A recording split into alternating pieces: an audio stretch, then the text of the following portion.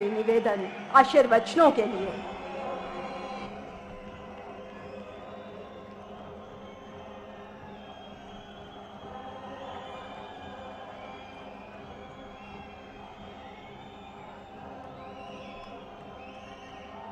जय माता नैना देवियारी,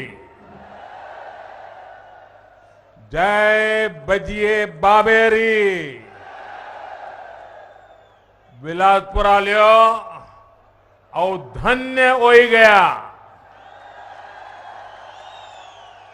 आज मिंजो दशहरे रे इस पावन मौके पर माता नैना देविया रे आशीर्वादाने तुआ सर्या साराया ये दर्शन रा सौभाग्य मिला।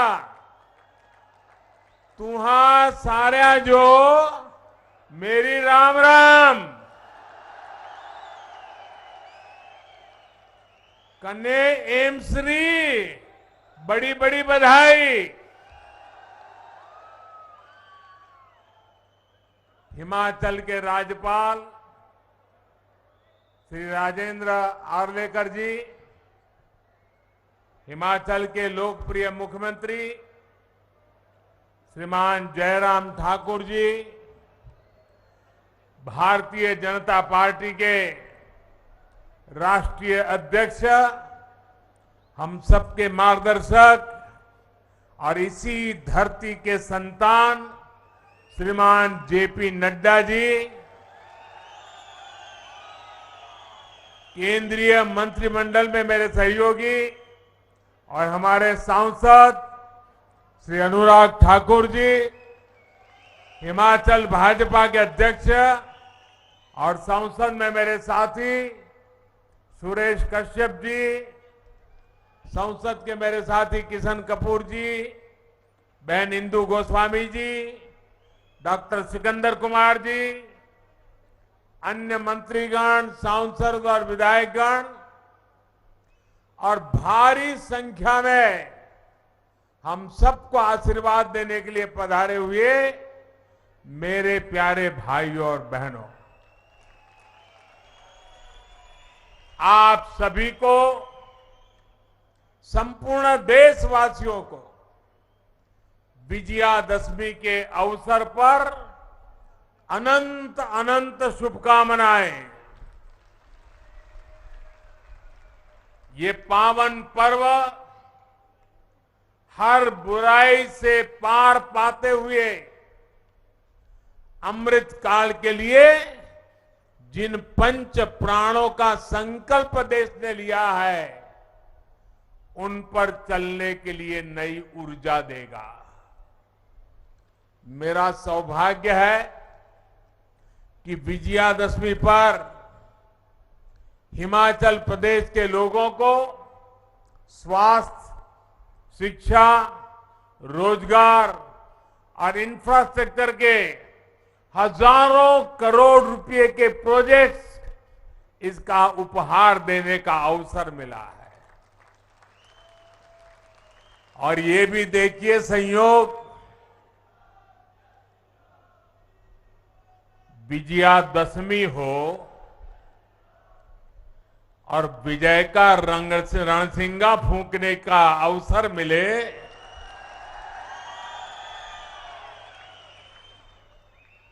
ये भविष्य के हर विजय के आगाज लेकर के आया है।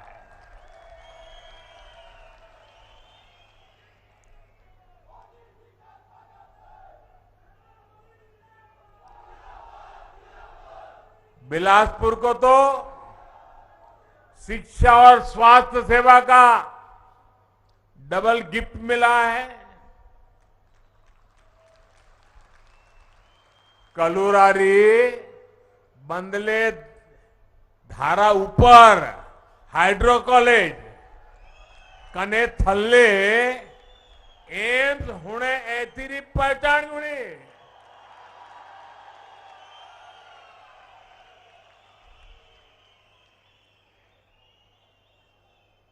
भाइयों और बहनों, यहां विकास योजनाओं को आपको सौंपने के बाद जैसा जयराम जी ने बताया, एक और सांस्कृतिक साक्षी का विकार विरासत का साक्षी बनने जा रहा हूं। और बहुत वर्षों बाद मुझे एक बार फिर कुल्लू दशहरे का हिस्सा बनने का सौभाग्य मिलेगा। सैकड़ों देवी देवताओं के साथ भगवान रघुनाथ जी की यात्रा में शामिल होकर मैं देश के लिए भी आशीर्वाद मांगूंगा। और आज जब बिलासपुर आया हूं तो पुरानी यादें ताजा होना बहुत स्वाभाविक है। वो भी एक वक्त था कि यहां पैदल टहलते थे। कभी मैं, धूमल जी, नड्डा जी पैदल यहां बाजार से निकल पड़ते थे। हम एक बहुत बड़ा रथ यात्रा का कार्यक्रम लेकर भी यहां बिलासपुर की गलियों से गुजरे थे। और तब स्वर्ण जयंती रथ यात्रा यहां से होकर, और वो भी मेन मार्केट से निकली थी और वहां जनसभा हुई थी। और अनेक बार मेरा यहां आना हुआ, आप लोगों के बीच रहना हुआ है। हिमाचल की इस भूमि पर काम करते हुए मुझे निरंतर हिमाचल की विकास यात्रा का सही यात्री बनने का अवसर मिला है। और मैं अभी सुन रहा था, अनुराग जी बड़े जोर जोर से बोल रहे थे कि ये मोदी जी ने किया, ये मोदी जी ने किया, ये मोदी जी ने कहा। हमारे नड्डा जी भी कह रहे थे ये मोदी जी ने किया, ये मोदी जी ने किया। और हमारे मुख्यमंत्री जयराम जी भी कह रहे थे मोदी जी ने किया, मोदी जी ने किया। लेकिन मैं सच्चाई बता दूं, सच्चाई बता दूं किसने किया, बता दो। ये जो कुछ भी हो रहा है ना, वो आपने किया है, आपके कारण हुआ है। अगर आप दिल्ली में सिर्फ मोदी जी को आशीर्वाद देते और हिमाचल में मोदी जी के साथियों को आशीर्वाद न देते तो ये सारे कामों में वो अड़ंगे डाल देते। ये तो जयराम जी और उनकी टीम है कि जो काम दिल्ली से मैं लेके आता हूं उसको तेज गति से लोग दौड़ाते हैं, इसलिए हो रहा है। और ये अगर एम्स बना है तो आपके एक वोट की ताकत है, अगर टनल बना है तो आपके एक वोट की ताकत है, हाइड्रो इंजीनियरिंग कॉलेज बना है तो ये आपके वोट की ताकत है, अगर मेडिकल डिवाइस पार्क बन रहा है तो ये भी आपके वोट की ताकत है। और इसलिए आज मैं हिमाचल की अपेक्षाओं को ध्यान में रखते हुए एक के बाद एक विकास के काम कर रहा हूं। विकास को लेकर हमने देश में लंबे समय तक एक विकृत सोच को हावी होते देखा है। ये सोच क्या थी? अच्छी सड़कें होगी तो कुछ राज्यों और कुछ बड़े शहरों में होगी, दिल्ली के आसपास होगी। अच्छे शिक्षण संस्थान होंगे तो बहुत बड़े बड़े शहरों में होंगे। अच्छे अस्पताल होंगे, वो तो दिल्ली में ही हो सकता है, बाहर हो ही नहीं सकता है। उद्योग धंधे लगेंगे तो भी बड़े बड़े जगह पे लगेंगे। और विशेषकर देश के पहाड़ी प्रदेशों में मूल सुविधाएं तक सबसे अंत में कई कई वर्षों के इंतजार के बाद पहुंचती थी। उस पुरानी सोच को और उस सोच का नतीजा ये हुआ कि इससे देश में विकास का एक बड़ा असंतुलन पैदा हो गया। इस वजह से देश का एक बड़ा हिस्सा, वहां के लोग असुविधा में, अभाव में रहे। पिछले 8 वर्षों में देश अब उस पुरानी सोच को पीछे छोड़कर नई सोच, आधुनिक सोच के साथ आगे बढ़ रहा है। अब देखिए, लंबे समय तक, और मैं तो जब यहां आता था मैं लगातार देखता था जी, यहां एक यूनिवर्सिटी से ही गुजारा होता था, और इलाज हो या फिर मेडिकल की पढ़ाई आईजीएमसी शिमला और टाटा मेडिकल कॉलेज पर ही निर्भरता थी। टाटा मेडिकल कॉलेज पर गंभीर बीमारियों का इलाज हो या फिर शिक्षा या रोजगार, चंडीगढ़ और दिल्ली जाना और हिमाचल के लिए मजबूरी बन गया था। लेकिन बीते 8 वर्षों में हमारी डबल इंजन की सरकार ने हिमाचल की विकास गाथा को नए आयाम पर पहुंचा दिया है। आज हिमाचल में सेंट्रल यूनिवर्सिटी भी है, आईआईटी भी है, ट्रिपल आईटी भी है, Indian institute of management IIM जैसे प्रतिष्ठित संस्थान भी है। देश में मेडिकल शिक्षा और स्वास्थ्य का सबसे बड़ा संस्थान एम्स भी अब बिलासपुर और हिमाचल की जनता की आन बान शान बढ़ा रहा है। बिलासपुर एम्स एक और बदलाव का प्रतीक भी है, और एम्स के अंदर भी ये ग्रीन एम्स के नाम से जाना जाएगा। पूरी तरह पर्यावरण प्रेमी एम्स, प्रकृति प्रेमी एम्स। अभी हमारे सभी साथियों ने बताया, पहले सरकारें शिलान्यास का पत्थर लगाती थी और चुनाव निकलने के बाद भूल जाती थी।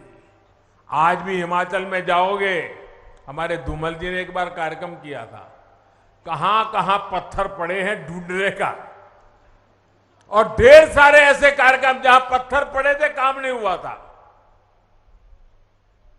मुझे याद है, मैं एक बार रेलवे का रिव्यू कर रहा था। आपके ऊना के पास एक रेलवे लाइन बिछानी थी। 35 साल पहले निर्णय हुआ था, 35 साल पहले पार्लियामेंट में घोषणा हुई थी, लेकिन फिर फाइल बंद।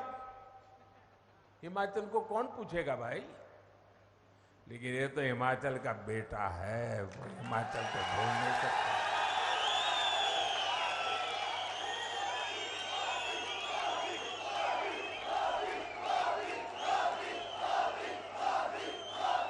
लेकिन हमारी सरकार की पहचान है कि जिस प्रोजेक्ट का शिलान्यास करती है उसका लोकार्पण भी करती है। अटकना, लटकना, भटकना, वो जमाना चला गया दोस्तों। साथियों, राष्ट्र रक्षा में हमेशा से हिमाचल का बहुत बड़ा योगदान रहा है। जो हिमाचल पूरे देश में राष्ट्र रक्षा के वीरों के लिए जाना जाता है, वो हिमाचल अब इस एम्स के बाद जीवन रक्षा के लिए भी महत्वपूर्ण भूमिका निभाने वाला है। साल 2014 तक हिमाचल में सिर्फ 3 मेडिकल कॉलेज थे, जिसमें 2 सरकारी थे। पिछले 8 सालों में 5 नए सरकारी मेडिकल कॉलेज हिमाचल में बने हैं। 2014 तक अंडर और पोस्ट ग्रेजुएट मिलाकर सिर्फ 500 विद्यार्थी पढ़ सकते थे। आज ये संख्या 1200 से अधिक यानी 2 गुने से भी ज्यादा हो चुकी है। एम्स भी हर साल अनेक नए डॉक्टर बनेंगे, नर्सिंग से जुड़े युवा यहां ट्रेनिंग पाएंगे। और मुझे जयराम जी की टीम को, जयराम जी को, भारत सरकार के आरोग्य मंत्री और आरोग्य मंत्रालय को विशेष रूप से बधाई देनी है। जब नड्डा जी आरोग्य मंत्री थे उस समय हमने निर्णय किया, फिर नड्डा जी के जिम्मे बहुत बड़ा दायित्व आ गया, मैं शिलान्यास भी कर गया। इसी कालखंड में कोरोना की भयंकर महामारी आई और हम जानते हैं हिमाचल के वाले लोग तो कि हिमाचल में कोई भी कंस्ट्रक्शन का काम करना है तो कितना मुश्किल होता है। एक एक चीज पहाड़ पर लाना कितना दिक्कत भरा होता है। जो काम नीचे 1 घंटे में होता है उसको यहां पहाड़ों में करने के लिए 1 दिन लग जाता है। उसके बावजूद भी, कोरोना की कठिनाई के बावजूद भी भारत सरकार का आरोग्य मंत्रालय और जयराम जी के राज्य सरकार की टीम ने मिलकर के जो काम किया, आज एम्स मौजूद है, एम्स काम करने लग गया है। मेडिकल कॉलेज ही नहीं, हमने एक और दिशा में आगे बढ़े। दवाओं और जीवन रक्षक टीकों के निर्माता के रूप में भी हिमाचल की भूमिका का बहुत अधिक विस्तार किया जा रहा है। बल्क ड्रग्स पार्क के लिए देश में सिर्फ 3 राज्यों को चुना गया है, 3। और उसमें से एक कौन सा राज्य है भाई? कौन सा राज्य है? हिमाचल है। आपको गर्व हो रहा है कि नहीं हो रहा है? ये आपके बच्चों के उज्जवल भविष्य का शिलान्यास है कि नहीं है? ये आपके बच्चों के उज्जवल भविष्य की गारंटी है कि नहीं है? हम काम बड़ी मजबूती से करते हैं और आज की पीढ़ी के लिए भी करते हैं, आने वाली पीढ़ी के लिए भी करते हैं।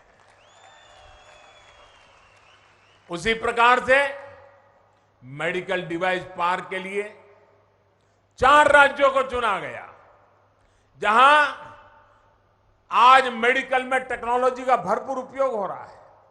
विशिष्ट प्रकार के औजारों की जरूरत पड़ती है, उसको बनाने के लिए देश में 4 राज्य चुने गए।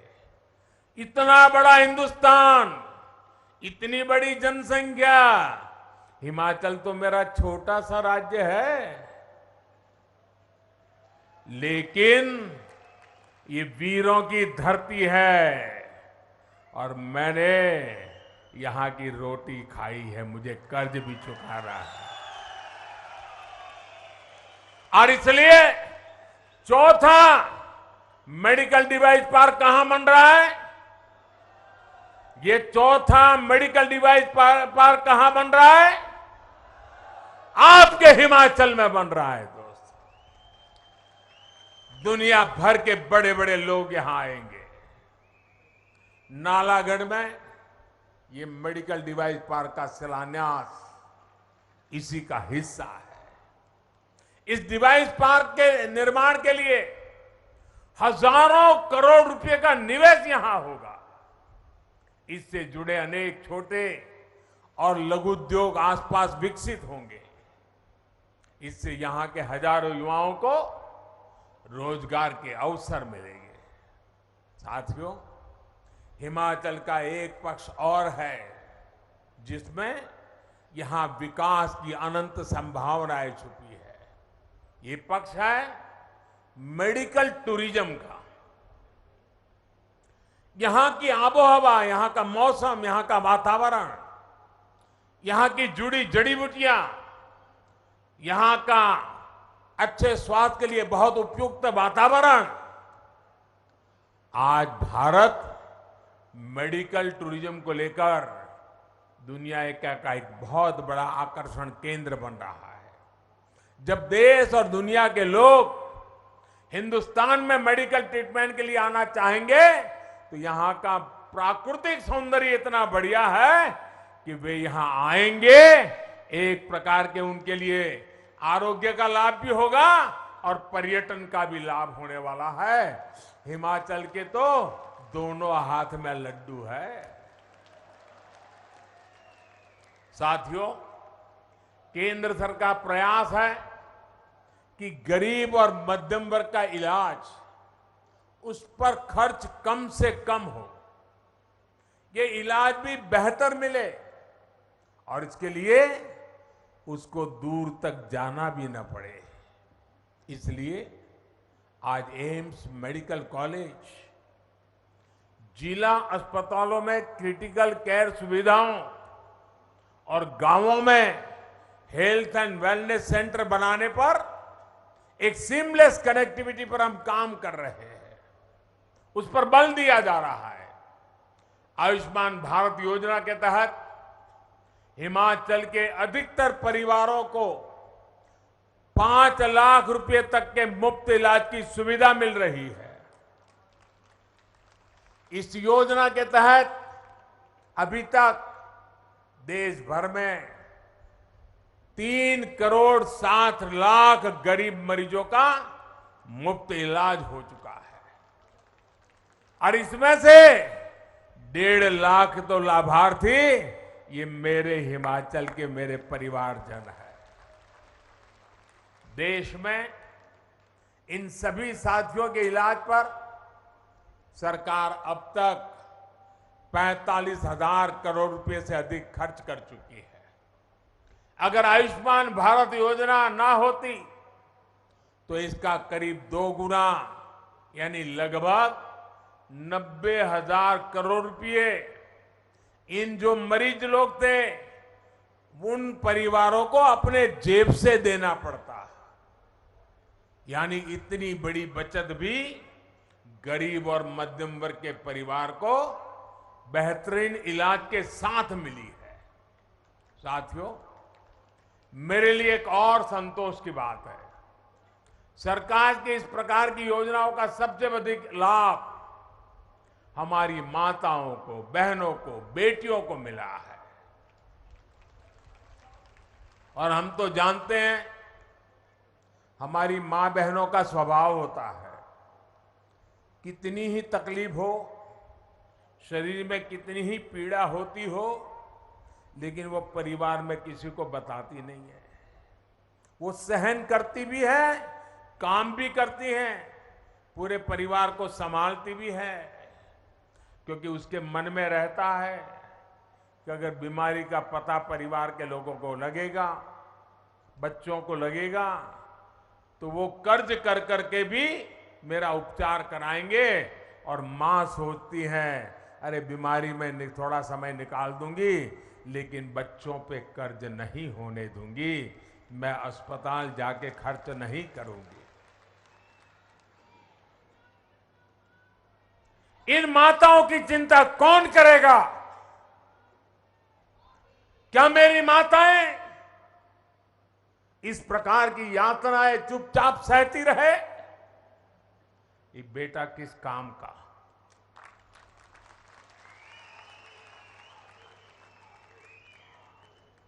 और उसी भावना से आयुष्मान भारत योजना का जन्म हुआ है, ताकि मेरी माताओं बहनों को बीमारी से गुजारा न करना पड़े, जीवन में इस मजबूरी से जीना न पड़े। आयुष्मान भारत योजना के तहत लाभ लेने वाली माताएं बहनाएं 50% से ज्यादा है। हमारी माता बहनियां हैं, बेटियां हैं।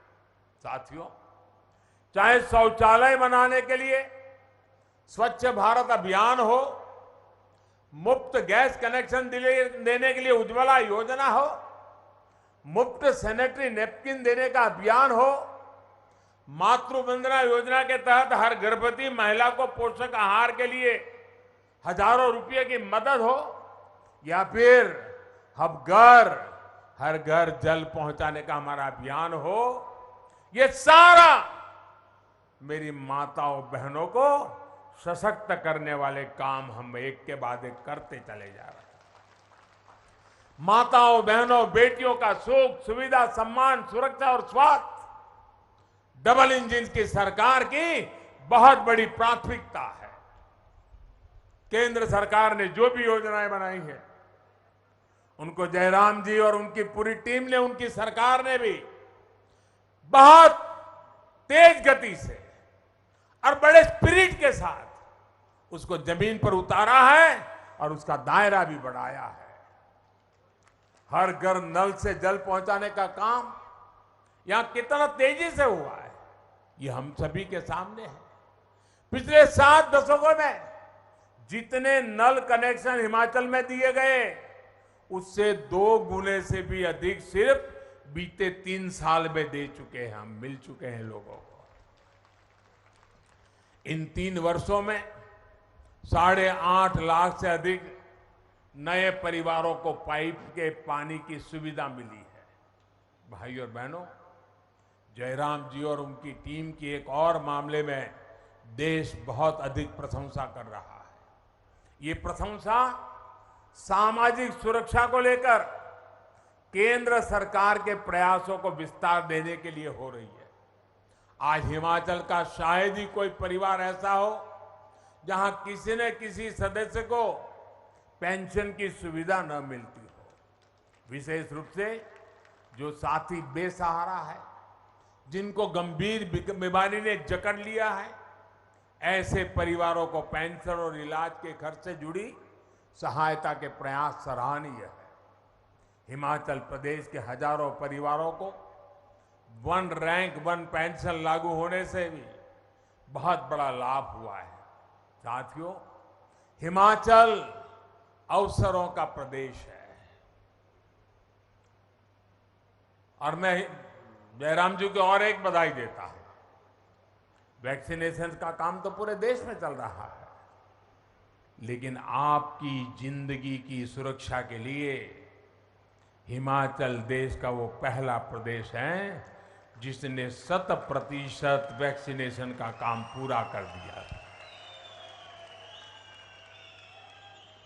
होती है चलती है वाला मामला नहीं, ठान लिया है तो करके रहना है। यहां बिजली पैदा होती है हाइड्रो से, फल सब्जी के लिए उपजाऊ जमीन है और रोजगार के अनंत अवसर देने वाला पर्यटन यहां पर है। इन अवसरों के सामने बेहतर कनेक्टिविटी का अभाव सबसे बड़ी रुकावट थी। 2014 के बाद से हिमाचल प्रदेश में बेहतरीन इंफ्रास्ट्रक्चर गांव-गांव तक पहुंचाने का प्रयास हो रहा है। आज हिमाचल की सड़कों को चौड़ा करने का काम भी चारों तरफ चल रहा है। हिमाचल में इस समय कनेक्टिविटी के कामों पर लगभग 50,000 करोड़ रुपए खर्च किए जा रहे हैं। पिंजौर से नालागढ़ हाईवे के 4 लेन का काम जब पूरा हो जाएगा, तब औद्योगिक क्षेत्र नालागढ़ और बद्दी को तो लाभ होगा ही, चंडीगढ़ और अंबाला से बिलासपुर मंडी और मनाली की तरफ जाने वाले यात्रियों की भी सुविधा बढ़ने वाली है। यही नहीं, हिमाचल के लोगों को घुमावदार रास्तों से मुक्ति दिलाने के लिए सुरंगों का जाल भी बिछाया जा रहा है। साथियों, डिजिटल कनेक्टिविटी को लेकर भी हिमाचल में अभूतपूर्व काम हुआ है।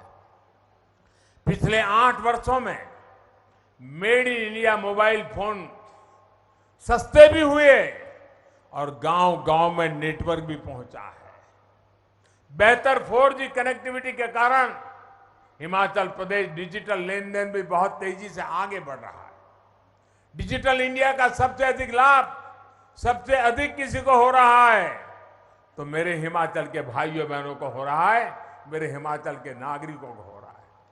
वरना बिल भरने से लेकर बैंक से जुड़े काम हो, एडमिशन हो, एप्लीकेशन हो, ऐसे हर छोटे छोटे काम के लिए पहाड़ से नीचे उतर करके दफ्तरों में जाना एक एक दिन लगता था, कभी रात को रुकना पड़ता था। अब तो देश में पहली बार मेड इन इंडिया 5G सेवाएं भी शुरू हो चुकी है, जिसका लाभ हिमाचल को भी बहुत जल्दी मिलने वाला है। भारत ने ड्रोन को लेकर जो नियम बनाए बदले हैं, उसके बाद, और मैं हिमाचल को इसके लिए भी बधाई देता हूं, देश में सबसे पहला राज्य हिमाचल है जिसने राज्य की ड्रोन पॉलिसी बनाई है। अब ड्रोन से ट्रांसपोर्टेशन के लिए ड्रोन का इस्तेमाल बहुत ज्यादा बढ़ने वाला है, और इसलिए किन्नौर तक के हमारे अगर आलू भी है तो हम वहां से ड्रोन से उठा करके बड़ी मंडी में तुरंत ला सकते हैं। हमारे फल खराब हो जाते थे, ड्रोन से उठा करके ले आ सकते हैं। अनेक प्रकार के लाभ आने वाले दिनों में होने वाले हैं। इसी प्रकार का विकास जिससे हर नागरिक की सुविधा बढ़े, हर नागरिक समृद्धि से जुड़े, इसके लिए हम प्रयासरत हैं। यही विकसित भारत, विकसित हिमाचल प्रदेश के संकल्प को सिद्ध करेगा। मुझे खुशी है कि विजयादशमी के पावन पर्व पर विजयनाद करने का अवसर मिला, और मुझे रणसिंगा फूंक करके विजय का आगाज करने का अवसर मिला, और आप सबके इतने आशीर्वाद के बीच करने का अवसर मिला। मैं फिर एक बार एम्स सहित सभी विकास परियोजनाओं के लिए आप लोगों को बहुत बहुत बधाई देता हूं। दोनों मुट्ठी बंद करके मेरे साथ बोलिए, भारत माता की। पूरी ताकत से आवाज चाहिए, भारत माता की, भारत माता की, भारत माता की। बहुत बहुत धन्यवाद।